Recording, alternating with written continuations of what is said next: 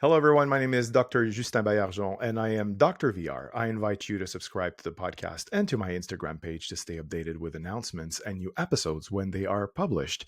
For this new episode, I'm honored to welcome one of the most innovative voices in immersive storytelling, Michel van der A, who is an award winning composer, director, and pioneer at the intersection of opera, film, and cutting edge technology. His latest work, From Dust, recently won the Best Immersive Experience at the Cannes Film Festival, and for good reason. It's a deeply personal virtual reality opera that uses AI to create a unique experience for every single visitor. Michel, welcome to Dr. VR. Nice to be here. First of all, congratulations on winning the award for Best Immersive Experience at Cannes. That's such an incredible achievement. How does it feel to receive this kind of international recognition for From Dust, and what does it mean to you personally and artistically? Well, I mean, my work is usually done on music festivals, and opera festivals and performing arts festivals. So, and this is the first time that a piece appeared on a film festival. And I mean, I was absolutely honored that they programmed the piece and they selected the piece. So, a very that a film audience could actually experience my work as well. It's like a new, for me, a chance to reach a different type of audience, and sort of then being at the award ceremony and hearing the name of the piece announced as a winner, there was a bit of out of body experience, and we're all super happy, of course, and slightly flabbergasted. Oh, I'm sure. Ken is such a unique ecosystem, where cinema, technology, and art converge in so many fascinating ways. What was it like for you to present From Dust in that environment, which was a new environment to you as a creator, especially as part of the immersive competition, which just celebrated its second year? So, again, what were there any memorable reactions that stood out during your time there? And what was it like again to present it? Well, we had a beautiful space at the Carlton Hotel, a very sort of prominent location at the Hmm. beach, and I mean, for all it was really interesting to be together with all these other pieces and to have such a kaleidoscopic offer of what mixed reality and virtual reality can be. Not only pieces with headsets, but also projection. And um, I thought it was a very wide range of works they presented, and super interesting for an audience to walk around there, I think. So it was, yeah, wonderful to be part of that little group, and we had a lot of contact between the other creators, and there was a great atmosphere. Yeah, it felt wonderful to be there at that prominent place. And um, yeah, I mean, my work is a work that only one person at a time can visit. So tickets were sold out quite fast because of the limited amount of slots. So not everybody that wanted to see it got to see it, but the people that saw it, we got some really beautiful response from, and some really interesting feedback. Yeah. And how does it feel for you being your very first effort in virtual reality? It's actually not my first effort. I did another piece called Eight a few years I ago. mean, featured at Cannes, Oh, obviously. pieces again. Okay. Yes. uh, uh, Quite surreal and a great honor, like I said. I mean, while we're there, it's a lot of practical stuff we needed to do in order to make everything run smoothly. So we're really working on, yeah, making the experience as solid as possible for everybody. And they have a wonderful program that for other curators network that we joined around by Lian, the managing director of my foundation, and myself. So we had all these meetings. It was a great chance to enhance our network. Yeah, overall a wonderful experience. Yeah, I've heard a lot about the catamaran Yeah, meeting. How was it like? I haven't heard much from it. it's supposed to be one of the bigger catamarans that are around. It was quite impressive. And I mean, it's to get anywhere. There's so much checkpoints and police everywhere. It feels like once you're allowed to go through another barrier of cards checks, you feel honored that you can enter the next level and go into the harbor and actually visit the yacht. For sure. So it all felt very exclusive in some ways. And uh, yeah, I think Ailey managed to invite a really broad group of creators for this festival, and like super high up places, and yeah, that made it also feel very prominent. Of course. So From Dust is described as a virtual reality opera. So it's kind of a phrase that instantly provokes curiosity. And I want to know what sparked the idea of blending opera with immersive VR technology, and what did you initially hope to achieve artistically? Well, I mean, I'm a composer and a director, and also a film director. I make like operas using Hmm. film on stage, and this type of stories I can tell is a specific type of story that with the whole audience, in this beautiful ritual, you experience the opera together. But what really attracts me in VR is that you can, yeah, the audience member can be the protagonist in your piece. You can really make something which is very personalized and very much about the audience member. And I did a piece called Eight a few years ago, where also one audience member went through, and there was a tactile experience, and Mm. we were sort of looking for the right way for the performance to look like, and this was partially successful, I think, with the technology we had back then.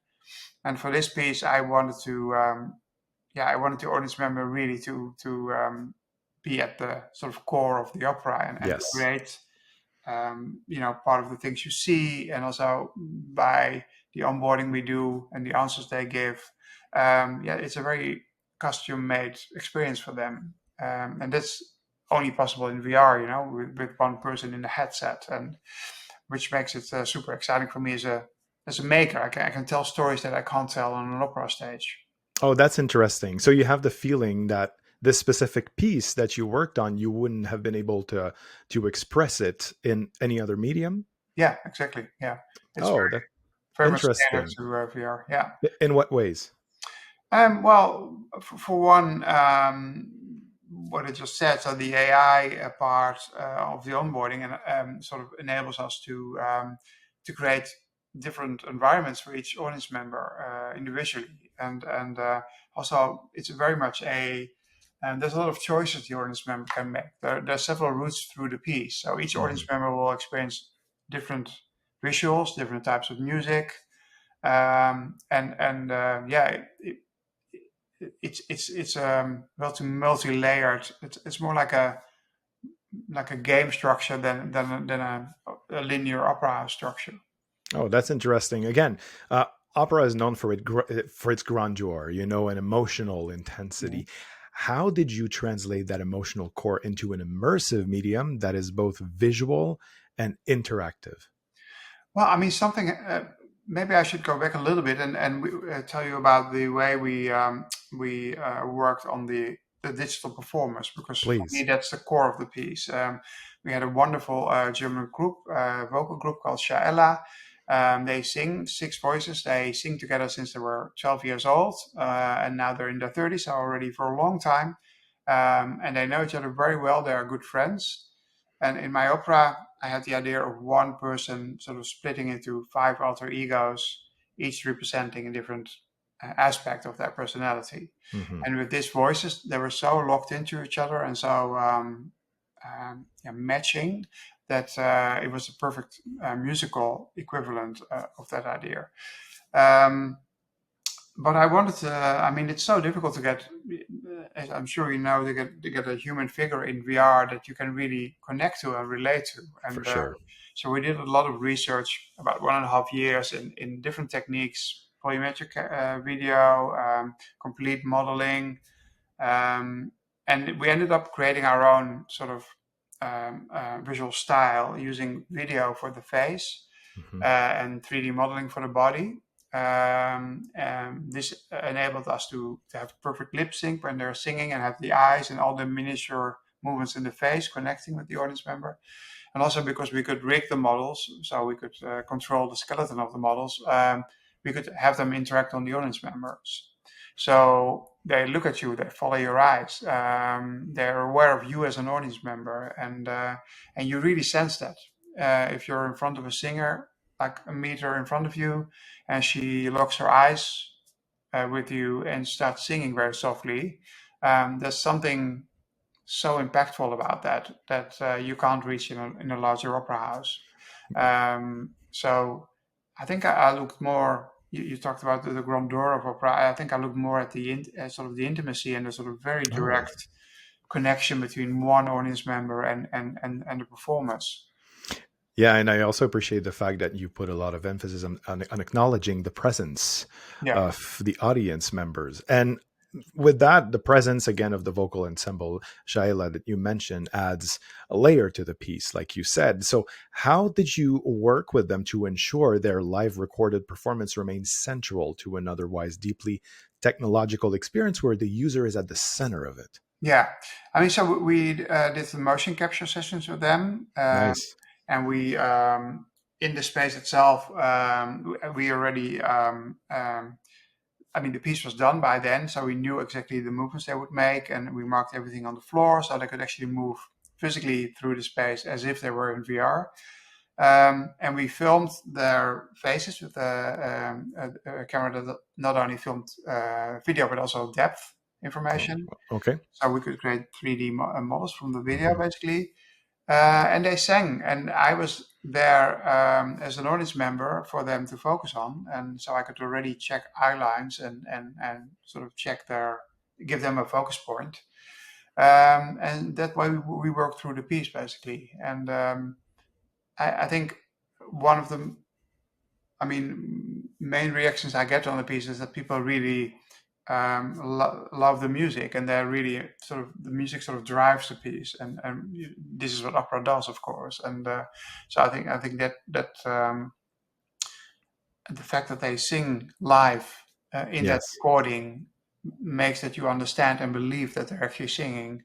And it's lip sync, and the audio is 360, so that's always coming from their mouth and from the right direction, even if there were six people around you and singing a cappella around you. I mean, it's quite mesmerizing to have like to stand in a circle of six women singing to you. I mean, it's an experience an honest member usually doesn't easily have. So, I mean, these kind of things make the music also a very sort of new and special and immersive event.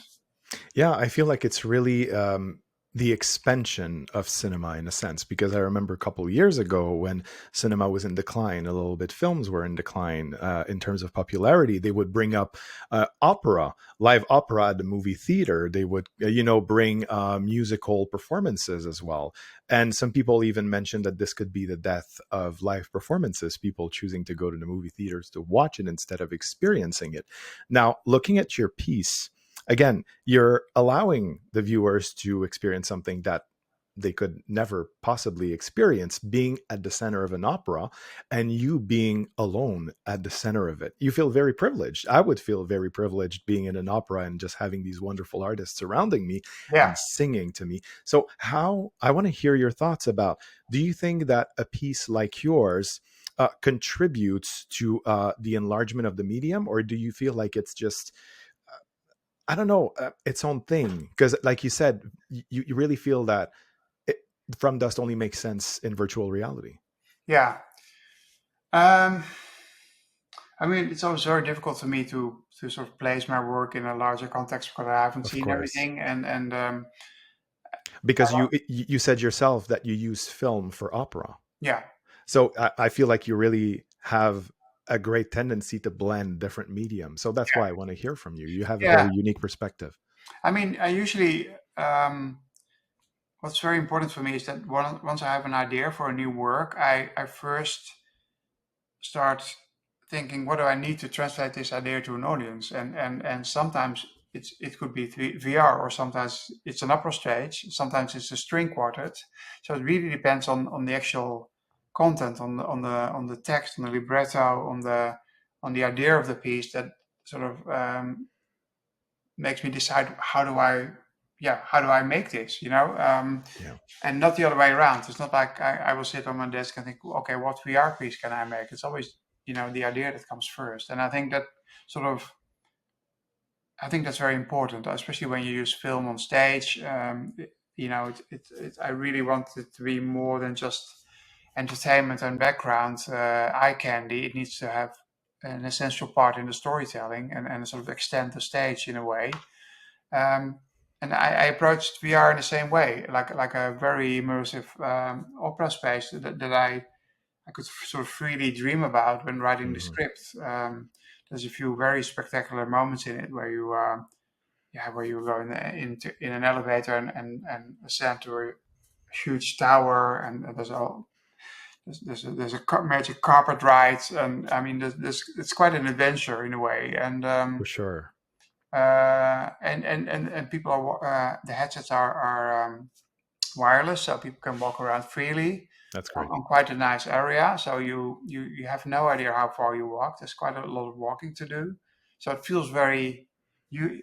I mean, it feels like you, the audience member, is in control of where you go in the piece, which is a very sort of interesting approach, and sometimes non-linear approach that you really can't It's do in true. an opera house. Yeah. Yeah, because you become the own hero of your own adventure, basically. Because as you said, you have it's. I feel like you're saying to me that it's a very liberated experience. You decide when to go in the elevator, and then whenever you position yourself, the people will look at you because they follow you with their eyes. It's very interesting. What prompted you to become a VR creator? Um, I mean, I'm a huge geek, so I always follow technology, and I think Well, we're I can tell from your wonderful studio in the background. um, but I, let me start differently. I think we're surrounded by technology, and for me it would feel very artificial not to use it in my work. And so I use all this stuff on an opera stage or on a concert stage if I feel the story needs it. And also in VR, I mean, like I said, I can tell different type of stories with For sure. VR headsets, and um, the audience member being central to the storytelling, the interaction of the audience member with the environment, the fact that they can actually, um, you know, activate things by touching the virtual world. There's a lot of stuff you can do with your hands in From Dust, and a lot of um, storytelling elements that they need to do with their hands as well. So it's a very, in a way, very not Liberating. because you don't really feel anything on your hands, but really, I mean, you're really immersed in that space. For sure. Now, going back to the more creative side of it, how does composing for an immersive VR environment differ from writing for traditional opera or film? Are there any moments where music leads the experience instead of visuals or narrative? Yeah, I mean, I usually compose the music at the same time as I Okay. write the script and think about the spacing of the piece. Hmm. So I can always sort of make these layers interact in a way that I like, and sometimes it's really about uh, the filmic element, and sometimes the music is front and foremost, and it alternates all the time. Um, yeah, and one one different thing about this piece is that there are several musical layers that are happening parallel, and depending on where the audience goes, you sort of branch into this other musical layer. Hmm. And sometimes even the singers are singing the same melodies, but the instrumentation is completely different in another. If you take another portal or another route, Oh, and also this depends. Maybe we should talk a little bit about the onboarding. of course. The During the onboarding, the audience answers questions about their personality, and depending on their answers, for example, the singers, we sort of we have an algorithm that determines how close the singers may approach the audience member, for example, just depending on your how do you say your ease with intimacy or with For people sure. approaching, and also if you're very adventurous, the stuff you will see is a little bit more adventurous. So the answers very much determine also how the experience feels like and looks Hmm. like. And we ask the audience members about giving visual descriptions about moments in their life, and these visual descriptions with the local AI model we turn into 3D environments, layered environments with depth maps and all. So it's a very immediate way of customizing the piece as well.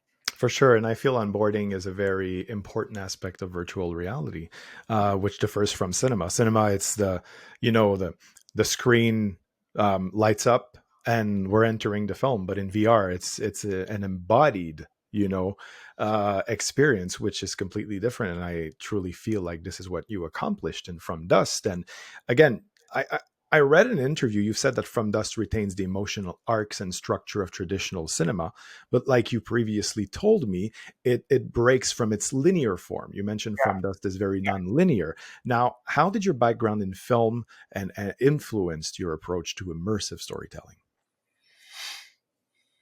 I think. I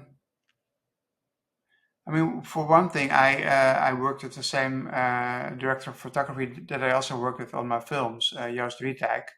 And he was there at the motion capture sessions, and he looked at the 3D models, and so we approached it from a very filmic perspective, and I Interesting. really wanted, and we really pushed also the graphical side to the absolute max with the fastest graphical cards we could find, and so I think I think also visually it's quite cinematic in a way.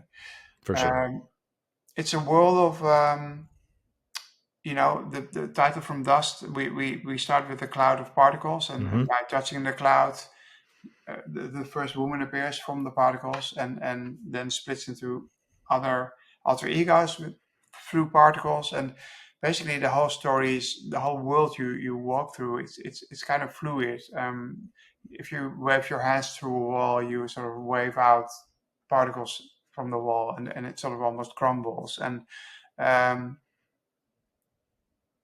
it's a very poetic way of looking at the world, because I think in a way virtual unreality is more interesting for me as a filmmaker than virtual reality. I want to do things that I can't do on an opera stage, or that I can't do easily in the film For sure. without a huge special effects budget. And yeah, so that's really what interests me, and we really looked for these boundary. I mean, we really pushed the boundaries on that. Do you think experiences like yours represent the future of cinema or something else entirely new beyond cinema as we know it? I mean, I don't think we should compete with cinema. It's just another thing. I mean, cinema has its own strength, and it's a wonderful art form, and very. So I think no, I think it's a different type of story you can tell with film than with virtual reality. As Yeah. all these different, yeah, it's all different manifestations of different ideas, I would say. Hmm. And I mean, I'm really happy that I don't only have to do VR, or don't only have to do orchestra pieces or operas, because it keeps lives very interesting, and sort of enables me to tell different types of stories through different types of media. Yeah, and that's where it gets all its beauty from, blending different approaches, aesthetic approaches, and different mediums together. Speaking of which, one of the most compelling elements of From Dust is its AI driven personalization. Mhm. Can you walk us through how artificial intelligence adapts the experience for each visitor? Um, yes, it's a little bit what I told before, but the audience member, basically, it takes about 15 minutes for each audience member. Um, the We start with questions about sort of more general questions about their personality, and the Mm, usher will have sliders on the computer that they can set, between organized and chaotic, and how much at ease are you if people approach you, and what distance do you still feel at ease, and stuff like that. And we mhm, sort of, I mean, the way I ask them now, or tell them now, it sounds very concrete, but we made some very poetical questions, and almost like a storyline that the audience walks through with the usher, and then answers these sort of psychological traits. mhm. Um, and then we ask about the way, a few moments in their lives, and the way they see themselves and the way they could represent themselves in a 3D space. And the ushers sort of trained in asking multiple questions and sort of helping the audience to come to an answer. And we ask about background, foreground, so it's quite a detailed approach. And all these layers are then rendered locally with our own trained AI model, and then being pushed through a network to the PC that operates the headset and in the performance space.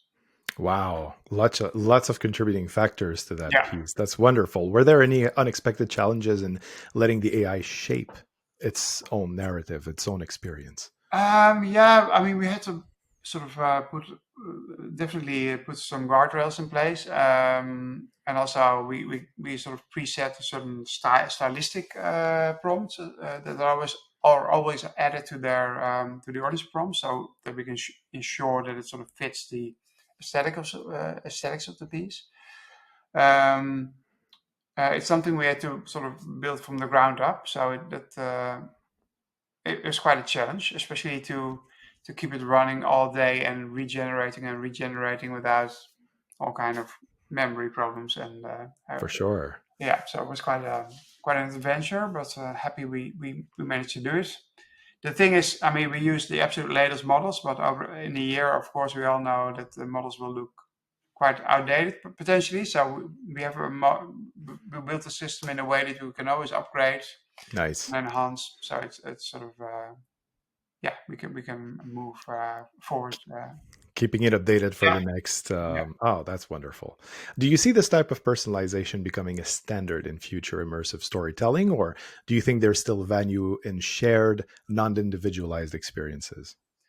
Yeah, absolutely. I mean, again, it depends on the story you want to tell, but I think, yeah, especially with the pace that AI is developing now, and the Yeah. video models in AI are developing, and I don't think it will be long before we can just dictate our own environment and then put on the headset and we're there. Hmm. It's for me as a creator in a way exciting and interesting, but also a little bit scary and depressing, I would say. I understand. And your piece was not the only one at Cannes that used AI. I recently experienced Taxi. Oh yeah, And, you're at the center of a piece that really revolves around artificial intelligence to drive its own narrative. So I really feel like, especially this year at Cannes, it was something that was very interesting and brought forward. Speaking of which, what was the most surprising or moving reaction you witnessed from someone experiencing From Dust at Cannes? oh yeah. I mean, the ushers sort of we had a WhatsApp group where they sort of some posted some comments, but I mean, I think what really I think I'm really happy when people say that they want to go back in, that they feel it's too short and they want to go back into this world they were in, and Yeah. we have quite a few of these type of reactions. I don't want to be in this world. I want to go back.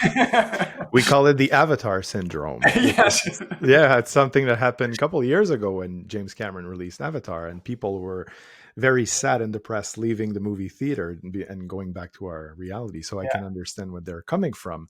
Now, this work has premiered, of course, internationally and just won Cannes Top Immersive Award. What message do you hope audiences take away, not only about the story, but about the potential of immersive opera in XR? Well, what I loved about Cannes is that a film audience got to see the piece, Hmm. and I think potentially for some people this will be the first time that they heard opera or were part of an opera, True. which I think is very interesting. And live. That's important to Yeah, mention. yeah. And in when we premiered nationally in Holland in December in Rotterdam, there were a lot of sort of my audience, the opera audience that came to see it, and they had for the first time a VR headset on their head, Oh, experienced VR for the first time. So that's what's really wonderful about this combination that new groups of audience, get the chance to yeah to sense what it is you can do with a device like that. Absolutely.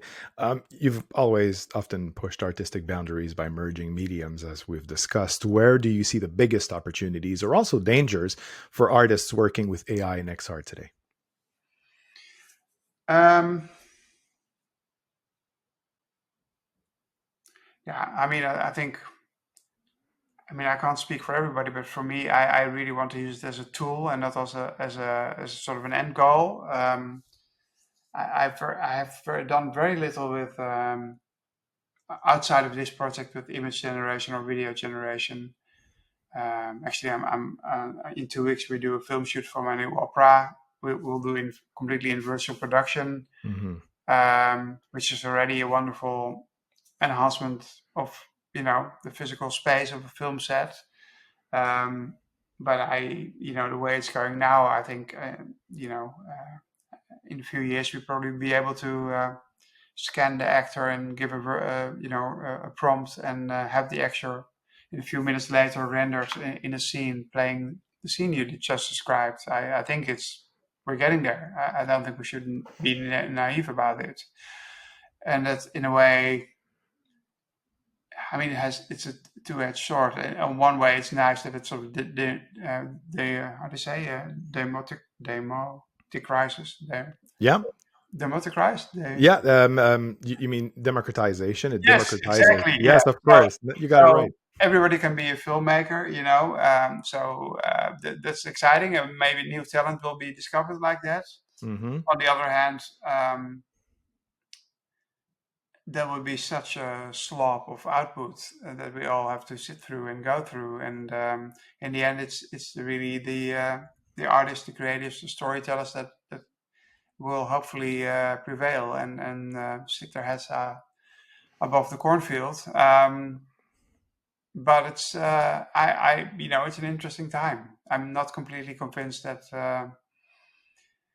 um, I think only the very original creators will survive, and it will be very difficult for young artists to rise and to Yeah. in a more traditional field. So How, I'm not super optimistic about that, to be honest. how do you feel about AI art in general? Yeah, I Because I think mean, your work combines both. Combines AI and human input and output. And creation. So, how do you feel about AI art in more of a general spectrum? I mean, when an artist is using AI tools and making decisions about which outputs are beautiful and which are not, there's an aesthetic choice that is being made. There's a human in the loop, and Hmm. then of course you can come to beautiful things. But when it's a question of I give a prompt and the output is my art, that's a different type of. Then I think the artist is part of the deal, but also all the artists that this data is trained upon, and this residue of art which is used in the models most of the time without any permission, and that's I think that's the real problem. Yeah, it's more of a hybridized art form in this case. Mhm. Because I really truly feel like human needs to stay at the center Yeah, of art, and that's what you've been doing. And I like the way you combine both. You combine AI, you combine real performance, live performances, and real people being at the center of the piece. And I truly believe that's how artists should work with AI. yeah. I think from dust AI plays a role, but the biggest role is the performance around you, the music, the environments, the actual emotional journey you make through this piece, and AI sort of enhances it to your specific presence, Hmm. but I wouldn't say it's the main driver of the piece. For sure. It's the What? customization. Yeah. Yes. What's your favorite VR experience? The one that made this aha moment to you that were like, you know what? Maybe I'm gonna.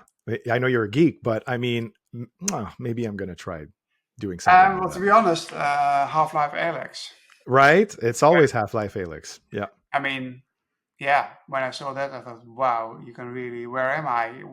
And yeah, of course, that's a different type of budget, but I did start dreaming about well, this is a game, of course, and but if there are no head crabs above you, but actually singers around you, what type of stories can you tell? Yeah, it's true, and it's considered as like an, dare I say, old VR video game. It's, I mean, I think it released in 2018, and we're still so impressed by it. I don't think Yeah, it's even been equaled. yeah, I Um, agree. I agree. yeah, are you a gamer yourself? Not really, but I have two sons that game a lot, so I sometimes sit next to them and sort of watch what's going on. And on VR, I do check out a lot of games. I very rarely play them to the end, but I always want to see. I'm interested in the game mechanics and in the art style, and so I try a lot of things. For sure, that's interesting. From Half Life Alex to From Dust. Exactly. Right. Finally, if someone listening to this podcast episode has never tried a VR experience, just like the people you mentioned not too long ago who experienced From Dust, and it was the first time they strapped on a VR headset to their face, let alone an immersive opera, or yeah, how would you describe the feeling of stepping into From Dust? Well, if you never experienced VR before, it's gonna be something. I mean, it's such a almost out of body experience. I think people described it to me as if they were sort of dreaming, but also awake. It's Daydreaming. daydreaming exactly. Sort of this dream that you can control in a little bit, lucid dreaming. Hmm. Um, and I think it's. I mean, especially with my first VR work 8, not a lot of VR was being done yet, and a lot of people did see it for the first time here in Holland also. And many of them had to sit down and sort of land on reality in reality again, and they were sort of confused about how can you be in a different space if you just put on the glasses and walk around and I still have that same feeling myself. If I'm in a VR game, even in From Dust, I've seen it hundreds of times. If I put off my glasses and I'm in my studio again and I see the developers working around me, there's a sort of disconnect in my brain. How is this possible that I was just there and now I'm here? That's wonderful. What What is your next project? Do you have any more XR project coming in the way? Um, my next project is a large scale opera called Hmm. Theory of Flames. It will premiere next year in Amsterdam and Oslo and Bregenz. And it's a film opera, so we use film in virtual production, and we're also going to use virtual production on stage. So there will be a camera on stage filming actors against a backdrop, and this is projected again. And yeah, so it's about a film director actually that loses herself in conspiracy theories, Oh, and her loved ones around her are trying to deal with that. Sadly, very topical, current theme. I yes, can say the least. I really hope, Michel, you can bring your wonderful work to Canada so we can experience it. Because I mean, opera has a long tradition in Europe, but we're also getting there, in Canada. And I think your piece would be a very good, I wouldn't say introduction, but a very good, way of showing people what it can accomplish, Hmm. and leaving the stage, leaving the opera house to welcome people at its heart. I think it would be a wonderful thing to do. So please I would be come, very happy if we can make that possible. please. We'll work on it. That's wonderful to hear. Michelle, it was such an honor to have you and a pleasure to have you on Oh, Dr. thanks. VR. Really nice to be here. Yeah. Thank you.